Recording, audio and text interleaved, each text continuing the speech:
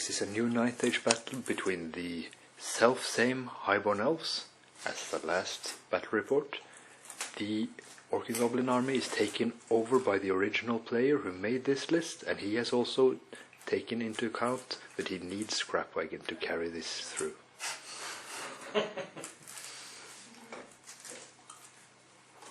It's an encircle deployment and King of the Hill objectives. The orcs will try to get into this field because the grass looks like gold at a distance. The highborn elves will try to take the lake. And the orcs drop everything first to get the first turn.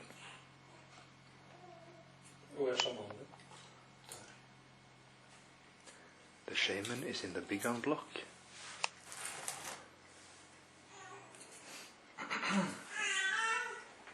This time there are scuttle spiders instead of wolf raiders.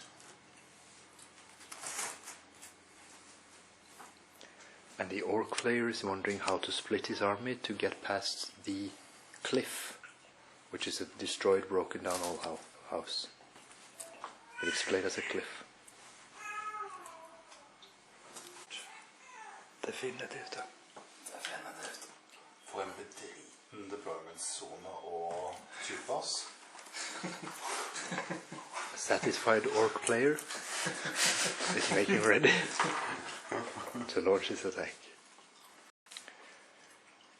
The orc and goblin moved aggressively forwards, taking 3 wounds with Swarm of Insects off the flame pheonix. The highborn elf player rears the backs down and shuffles about. There's a totemic summon here as well that he has to deal with. So a rough start for highborn elves, but he has the advantage of being on the other side of a cliff from all the powerful blocks on the orc side. So this is a conundrum for the orc player. Hvor Climbing Tower filmen? Begge er der. The elven characters in the spearman block, the sea guard block. Much action in the charge phase of the orc and goblin turn 2. 4-5 tommer, men han skal pivotere sånn, og så stopper han med dragen. Det står han bare som en dust. The gargantula tried to charge the dragon princess. They fled. Rally, goblins er der borte. He failed his redirect. Han er borte. The boar boys tried to charge the dragon princess, but they only ran 6 more inches, so they're still on the table, fit for fight. They'll rally the next round probably. The high elf player got away from a terrible pinch. Now the Scrapwagon was the real danger here actually. Of course. But the highborn elf player had thought he could shoot it off. It only lost 2 wounds last round, because the highborn elf player had to focus on the totemic summon as well, which lost 2 wounds.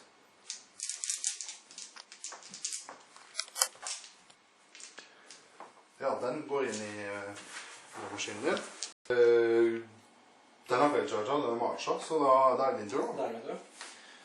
An exciting orc second round. The Scrapwagon didn't reach its target. Another totemic summon is up. The totemic summon right here was killed by the crew of the bolt robber before striking.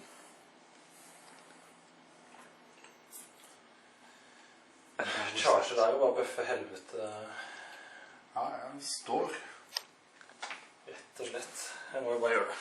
The dragon princes are charging the wyvern. Jeg vurderte jo break the spirit på det. The highborn elves general exclaimed, "I'm throwing all my eggs into one basket." I'm literally just crushing all my eggs into one basket to try to make it work. So he charged the pump again, exposing his flank to the gargantula. He's charging the wyvern and the dragon princess. And these spearmen are charging boar boys.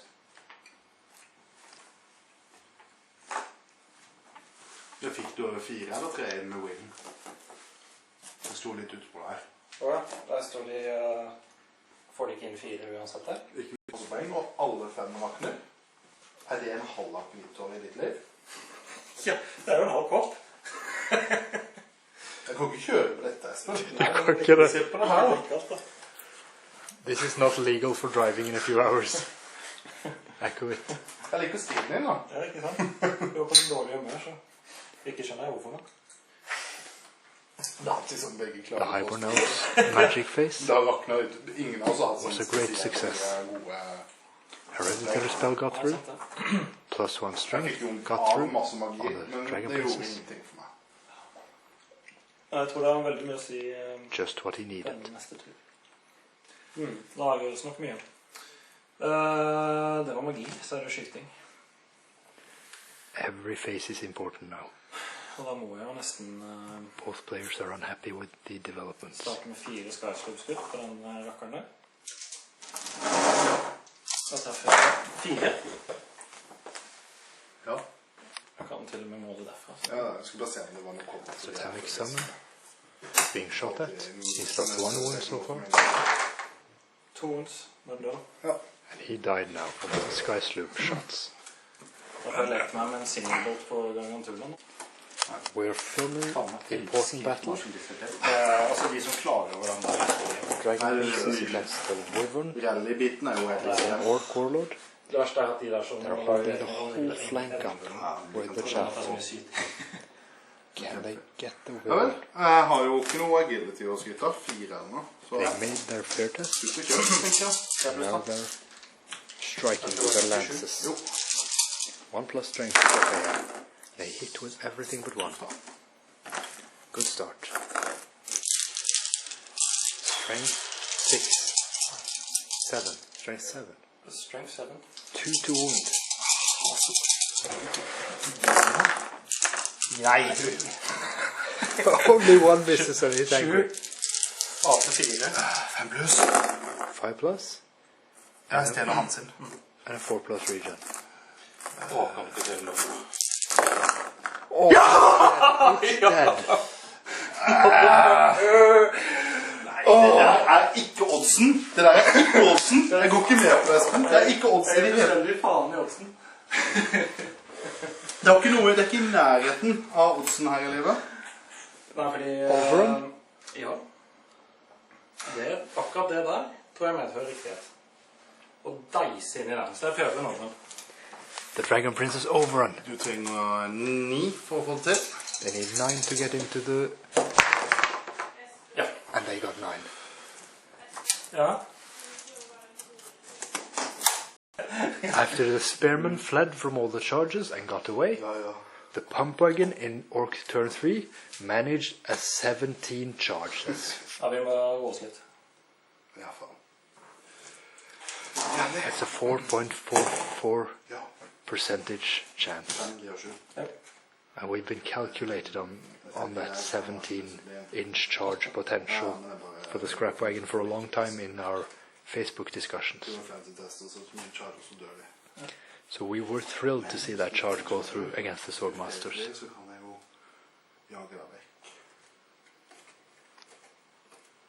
However, we have to keep somewhat quiet. Despite the roaming of the battlefield, we must keep quiet. There are children sleeping here. The dream is over. The Dragon Princess were killed after doing 5 wounds, charging into the Gargantula. The pump wagon only did 1 wound and killed 1 Dragon Prince. That's why they punched so hard against the Gargantula. The orc player seems to be caught in this corner. He has the objective, the field is the place where he's the king. However, the water is uncontested by the Hibernal player and he cannot reach it in the last 3 rounds in any way. So the objective seems to be secure in the hand of the orc player, but he can't do more than get the objective, it seems.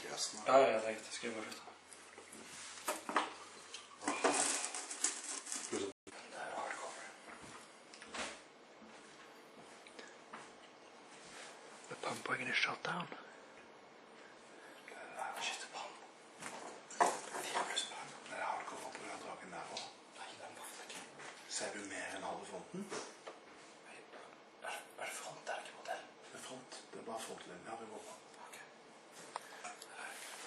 black orcs here have an overrun after they charge the reavers into the dragon. So that was a bad positioning. The dragon tried to get its rear side out of the Pump-Wagon's charge arch and thereby got itself into the overrun of the black orcs. So that was a terrible move on the dragon's part. It's pretty much dead now. So that might be very consequential in this battle. Might be fatal.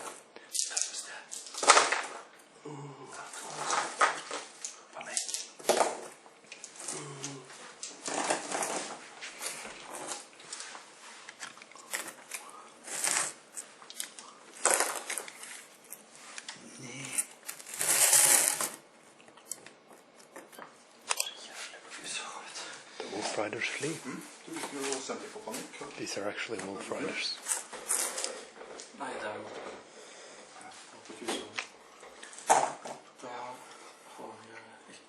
So the high elf player has rallied his spearman as well. He's doing alright. He's chaffing the spider with his flame phoenix and putting up counter charges for the dragon princess. The reavers stand against black orcs and will see the black orcs overrun into the dragon now. That's a terrible situation. Det er ikke tilfeldig, for når du renner, så målte opp sånn at uansett hvordan du satt i ned, så ville jeg kunne gå klart. Det var en måte å redde seg med. Kanskje. Du får vel ganske mange angrep inn i trynet, vet du. 4 band. Det er ganske mye. Da må jeg fly.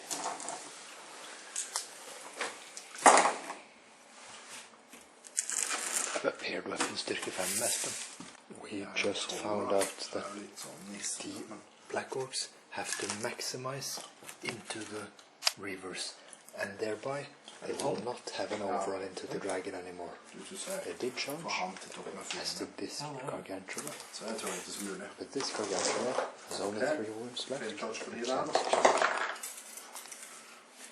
The bulldog charge the dragon princess at their flank, and the dragon princess flee. Hvis jeg hadde greid riktig og klart det, så hadde jeg bare kastet i rekke min tur. Det hadde ikke vært noe å tjene på det. Dette var jo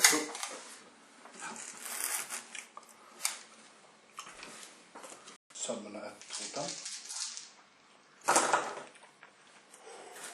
12 19.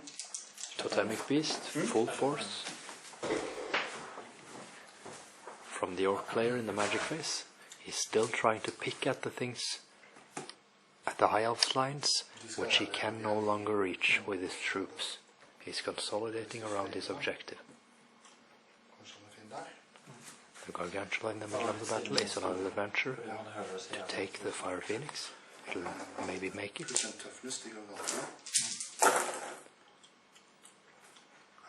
12 pluss 5, 17.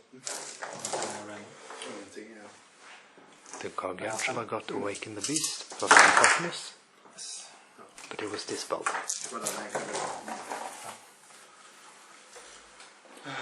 Da det nærkamp. Da kan vi begynne der. Jeg har givet til 5. Og da 4, men 1 for chargen. This is turn 4. Den grønne, den er sånn super The orc will only have 2 rounds left to move. So you can see he's trapped on his side of the battle area by his objective. Dette pluss 2 for du flyer. Poison. The orc player does not feel he has been able to capitalize on his army. The elf player on his part, for his part, thinks he's deployed well, made some mistakes and had some luck.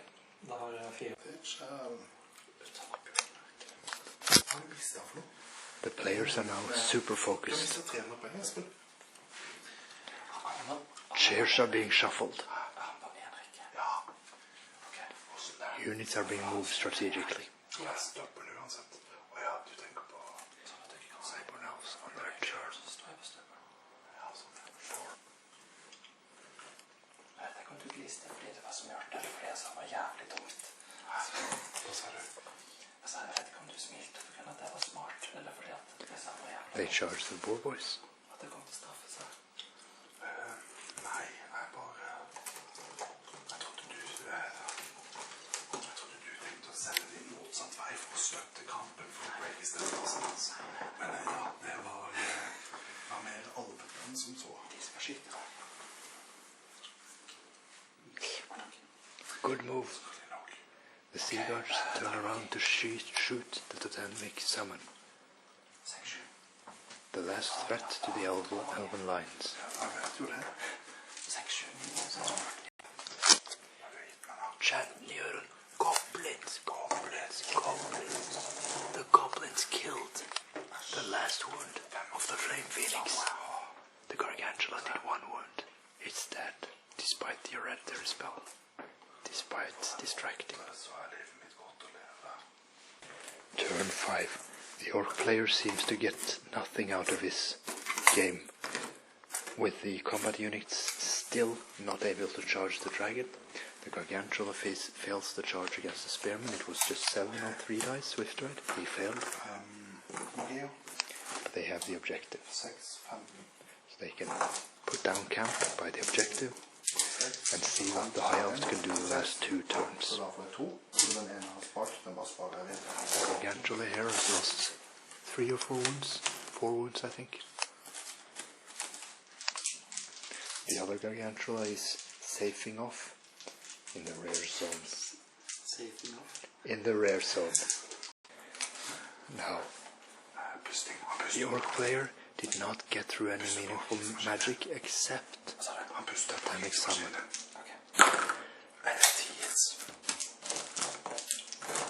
Swarm of insect was stopped. There were many dice in this magic phase.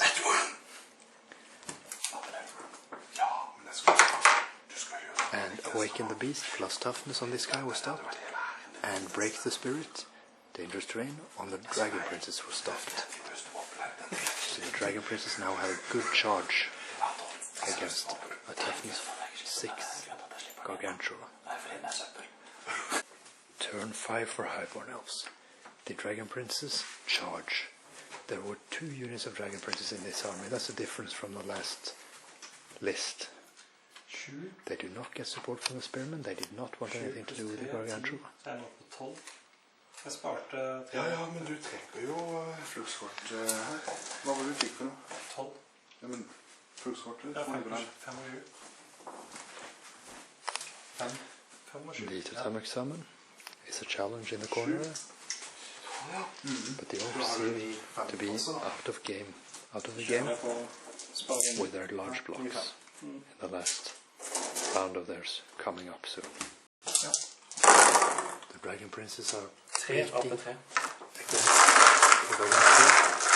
They killed it, and now how do they position themselves strategically for the last round? Lurer på om jeg ikke skal overrunde, for den stedet med det er å komme nærmere.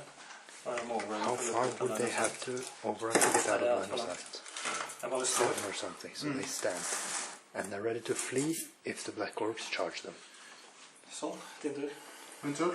Charge. Fly. Orc turn 6, they do flee. They flee 7 inches. And the orcs have to run Impossible. Impossible. Nei. too far to be able to catch Var den them. din? So that's it. Nei. The orcs did not catch them with their big blocks. Ja, kan de... From the vista of the battlefield, we see a raging orc army unable to connect with the enemy, and smart elves not quite able to pull off all their potential.